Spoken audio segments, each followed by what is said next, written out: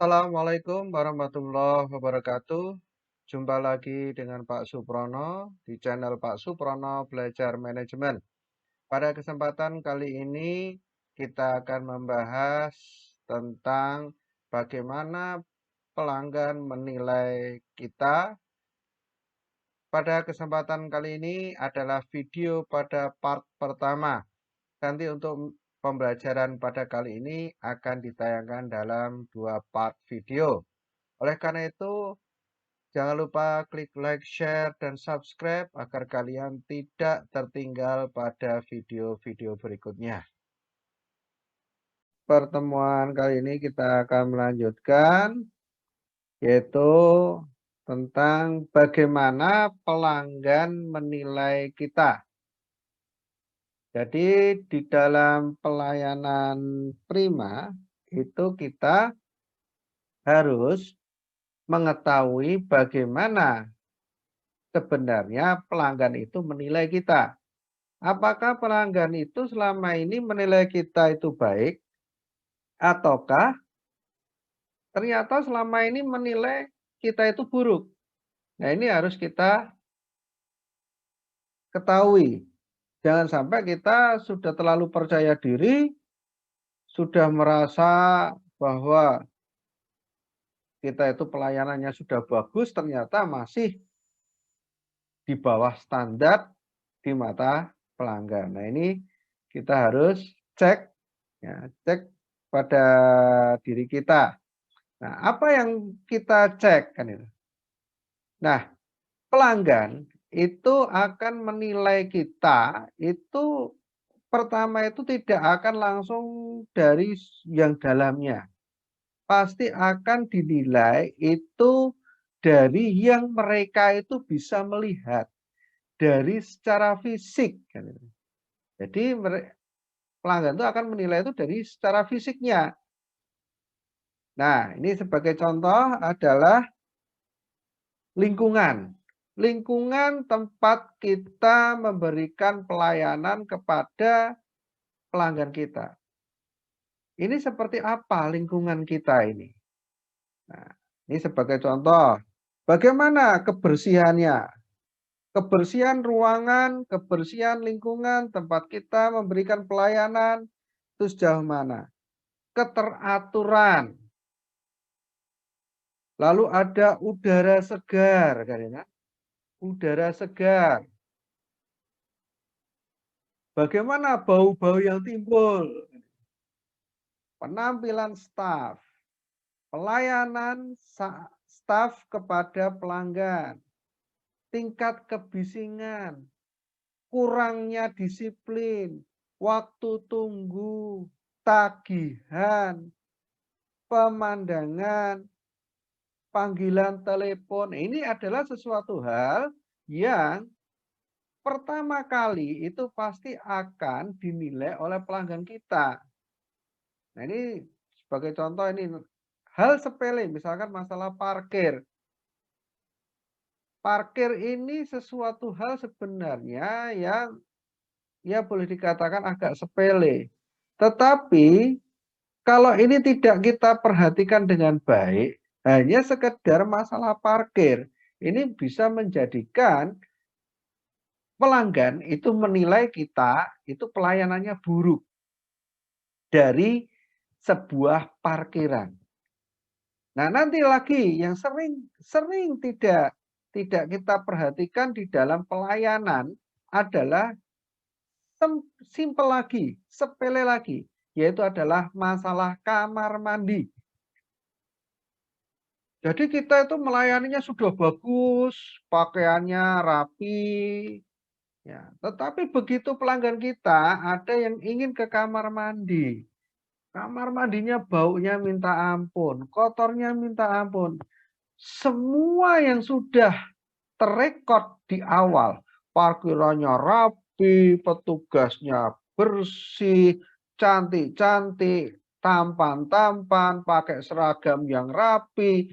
Tetapi begitu pelanggan kita masuk ke kamar mandi dan di situ, nah, itu masuk ke kamar mandi dan di situ pelanggan mendapati kamar mandi kita kotor.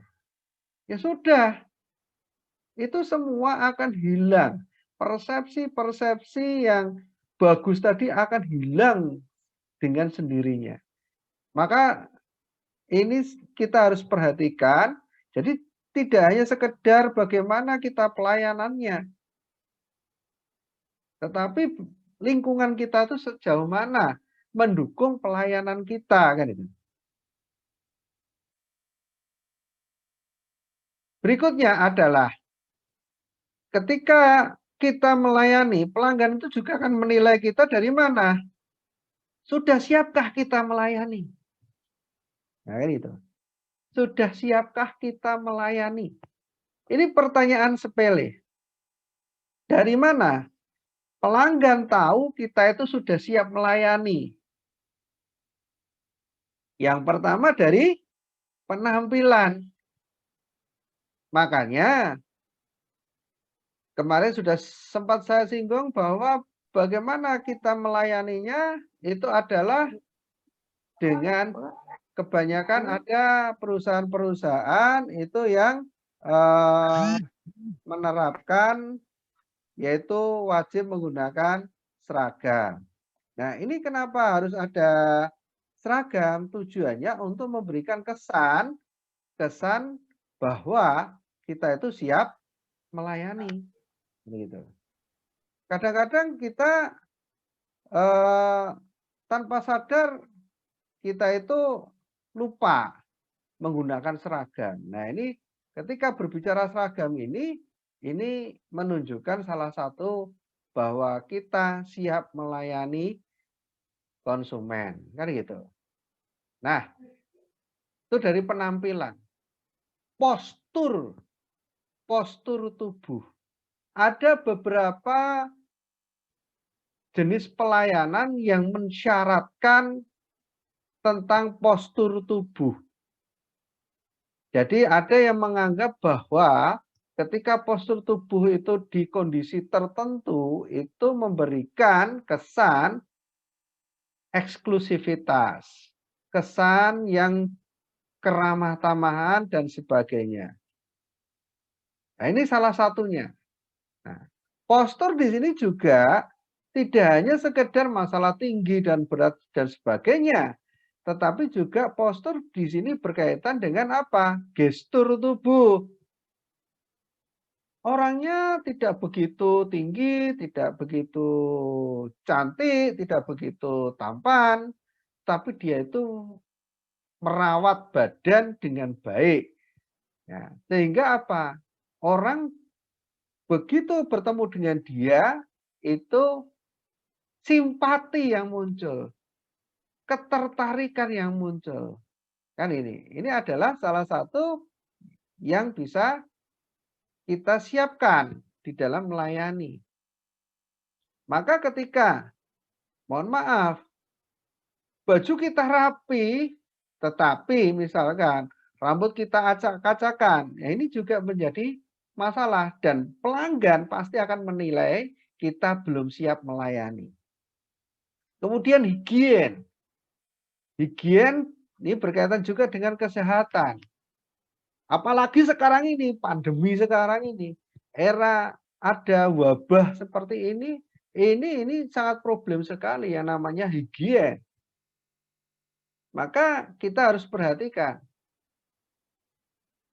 Simple, sepertinya itu sesuatu hal yang sepele, sesuatu hal yang tidak begitu krusial, tetapi masalah higien dan kesehatan ini tidak usah ada wabah.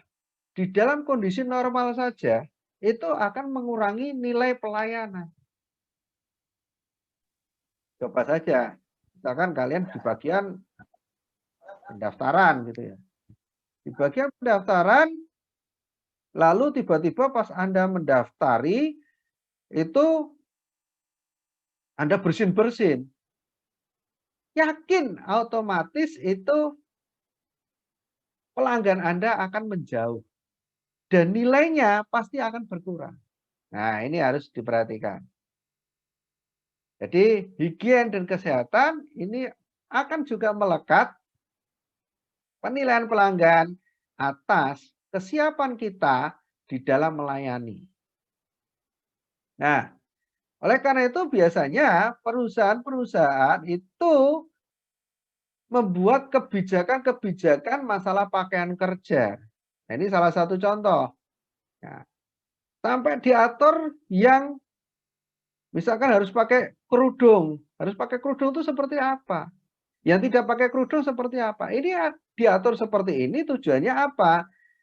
Memberikan nilai kepada pelanggan bahwa kita itu siap di dalam melayani. Ini penggunaan pakaian-pakaian seperti ini adalah dalam rangka memberikan kesan positif di mata pelanggan. Ya, memberikan kesan positif. Jadi coba aja kalau seandainya di pelayanan itu pakaiannya bebas. Ada yang pakai pakaian resmi rapi, ada yang pakai cuma kaos oblong dan sebagainya. Ini pasti nanti kesannya akan berbeda, kan gitu. Makanya ketika berhubungan dengan institusi resmi, biasanya itu yang namanya pakaian. Contoh yang paling bebas itu apa? Kuliah. Yang namanya perkuliahan itu ada aturannya. Aturannya apa? Boleh pakai kaos, boleh. Tapi bagaimana? Berkerah, kan gitu. Kenapa kok harus pakai kaos yang berkerah? Karena di situ ada nilainya. Kalau orang itu, mahasiswa itu menggunakan kaos yang berkerah, berarti dia siap untuk kuliah, siap memperoleh ilmu, siap memperoleh pelajaran, dan sebagainya. Berbeda dengan kalau hanya menggunakan kaos oblong yang tidak pakai kerah. Ini pasti cenderung ke arah apa? Main, tidak siap untuk materi. Nah ini, jadi seragam ini akan memberikan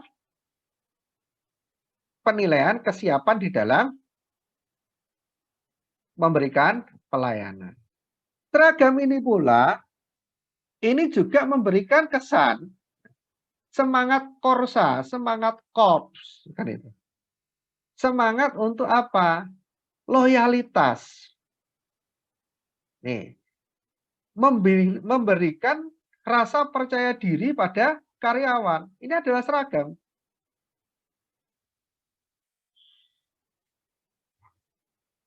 Jadi sepertinya simpel ya, simpel cuma sekedar seragam. Tetapi ini nilainya itu jauh sekali, nilainya itu banyak sekali. Nah, ini hanya sekedar sebuah seragam.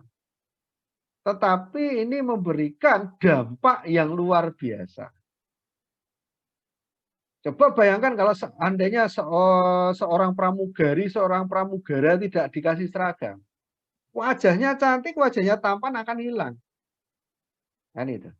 Lalu kesan pelanggan penerbangan atas pelayanan yang diberikan juga rendah. Mengapa image di dunia penerbangan itu sekarang tinggi sekali? Karena apa? Pelayanan yang diberikan itu luar biasa.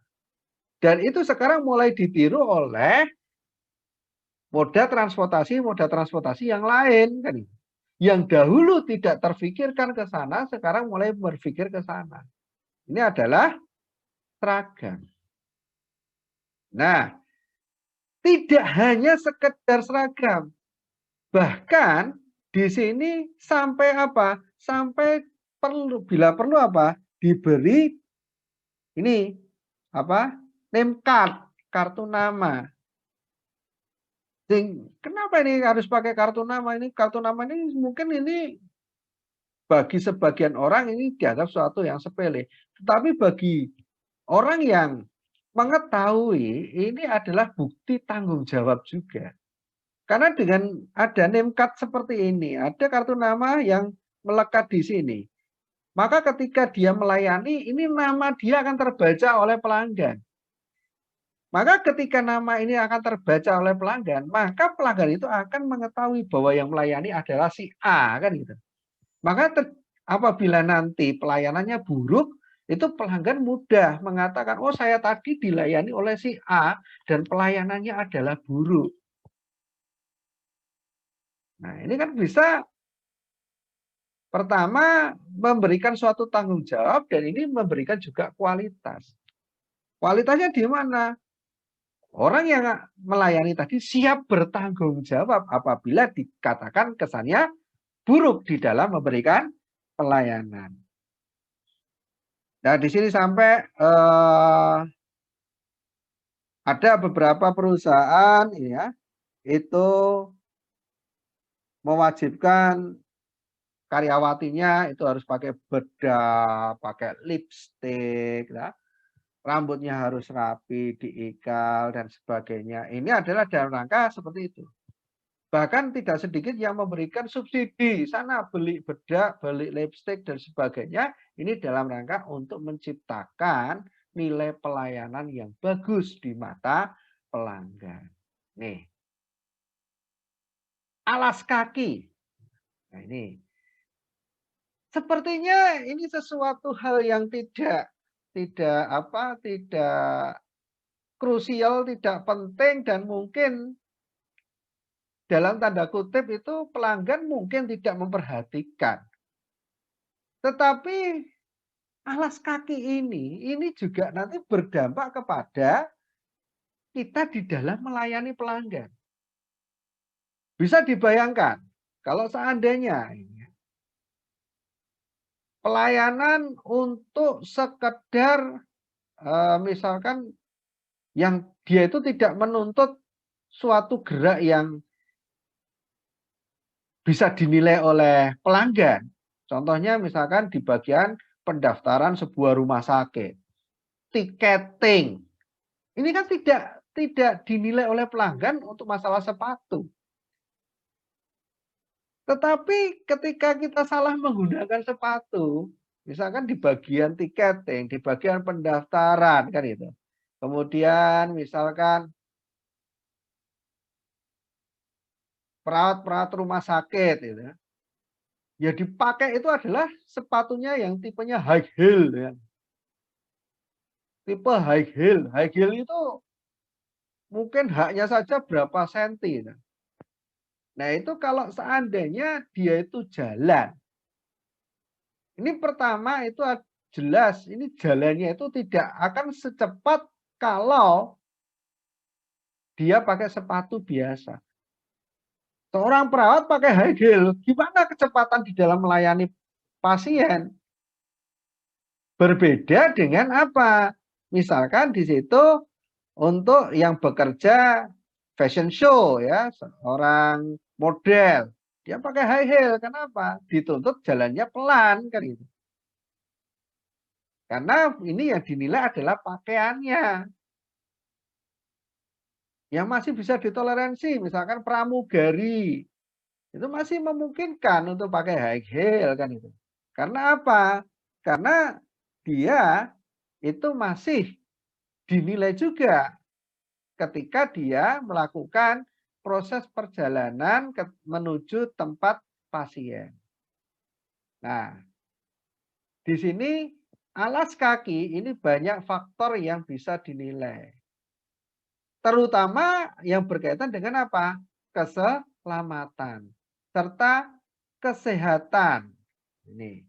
Maka di sini biasanya di dunia kerja itu adalah memakai alas kaki yang berjenis pantofel. Ya. Dan biasanya tanpa tali. Karena apa? Untuk mempercepat proses mobilitas pelayanan. Ini biasanya ada yang seperti itu. Kalau pantofel ini adalah secara umum. Secara umum itu orang yang bekerja di pelayanan ini rata-rata menggunakan sepatu pantofel. Nah, sekarang untuk masalah ini. Tata rias rambut pria dan wanita. Nah, ini tidak ada ya rambut pria yang mau pelayanan itu dikucir, itu tidak ada. Tidak ada yang namanya rambut pria lalu panjang ya, diikat pakai apa? Ikat itu tidak ada. Karena itu kalau ada di dalam pelayanan itu sudah image-nya negatif. Beda kan kalau seperti ini. Nah ini, ketika rambutnya seperti ini, orang itu tersenyum, pelanggan senang kan. Nah lalu wanita, ini wanita yang tidak pakai kerudung sama yang pakai kerudung. Nah, wanita yang tidak pakai kerudung, ini selalu apa? Diikal, kan itu. Ditata rapi. Sehingga apa?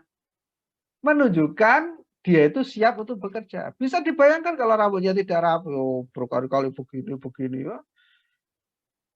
Mentulkan apa rambut, ya. Ini akan mengganggu pelayanan. Kerudung, ini ya, kerudung. Di negara-negara yang di situ masyarakat Islamnya cukup banyak, itu yang namanya wanita pakai kerudung sesuatu hal yang wajib.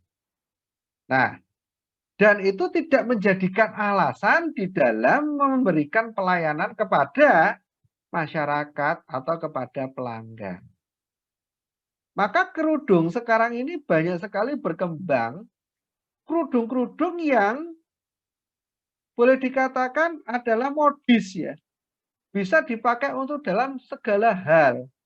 Bisa dipakai untuk prosesi macam-macam. Ini kerudung. Ya. Sehingga apa? Kerudung itu bisa fleksibel mengikuti arah gerak si pemakainya di dalam memberikan pelayanan. Ini.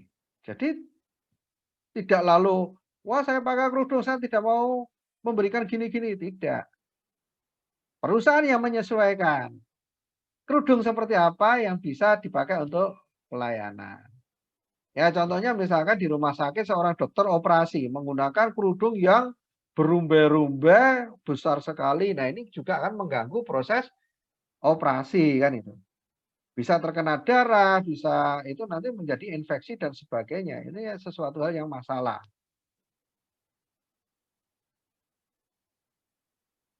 Nah, supaya pelanggan itu menilai kita itu siap di dalam memberikan suatu pelayanan, maka ada standar persiapan di dalam memberikan pelayanan.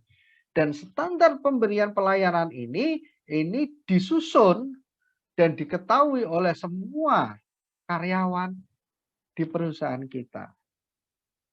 Yang pertama adalah pastikan kebersihan lingkungan kerja.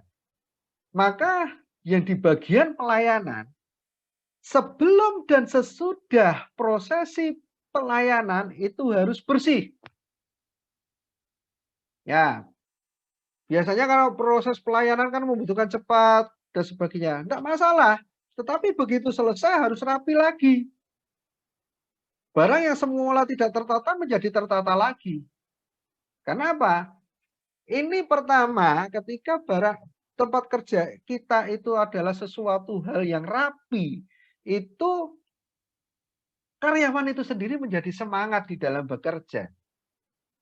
Beda dengan kalau tempatnya berantakan, itu menjadi tidak semangat. Nah, lalu yang kedua itu memberikan kesan kita siap bekerja. Maka pelanggan akan melihat, wah ini saja lingkungan dia kerja saja rapi dan bersih. Berarti pelayanannya luar biasa. Ini yang terjadi. Pastikan meja sebelum dan setelah bekerja dalam keadaan rapi dan bersih. Kelengkapan peralatan kerja di meja harus siap, ready. Ini adalah standar persiapan pelayanan. Jadi tidak kita itu sudah di depan kita ada pelanggan masih sepele misalkan contoh, pinjam pena, penanya mana, penanya mana. Nah kan ini lucu. Sudah mau melayani, ini saya butuh apa block note untuk mencatat. Sudah siap melayani, pelanggan berada di depan kita, masih berpikir, tintanya habis, tinta printernya habis. Berapa kali kita menjumpai seperti itu? Sering kan? Maka biasanya sebelum itu semua, itu jadi sebelum kita itu bertemu pelanggan, itu semua itu sudah siap. Bayangkan saja misalkan ini kita ke sebuah restoran atau sebuah rumah makan. Buka jam 9 misalkan di situ, kita datang di situ, kita sudah datang. Dan kita datang karena kita belum sarapan, belum makan pagi. Kita siap untuk makan pagi. Kita datang ke rumah makan tersebut. Tetapi yang terjadi adalah rumah makan tersebut belum siap. Wajannya belum siap, harus menunggu dia beli gas dan sebagainya. Bumbunya belum lengkap. Kita sebagai pelanggan, apa kita sanggup menunggu mereka sampai selesai mempersiapkan? Ya enggak. Lah mending cari rumah makan lain, kita bisa langsung makan kan. Nah, ini menjadikan masalah bagi apa? Perusahaan tersebut. Demikian video pembelajaran tentang bagaimana pelanggan menilai kita pada part pertama. Kita sambung pada video pembelajaran pada part kedua.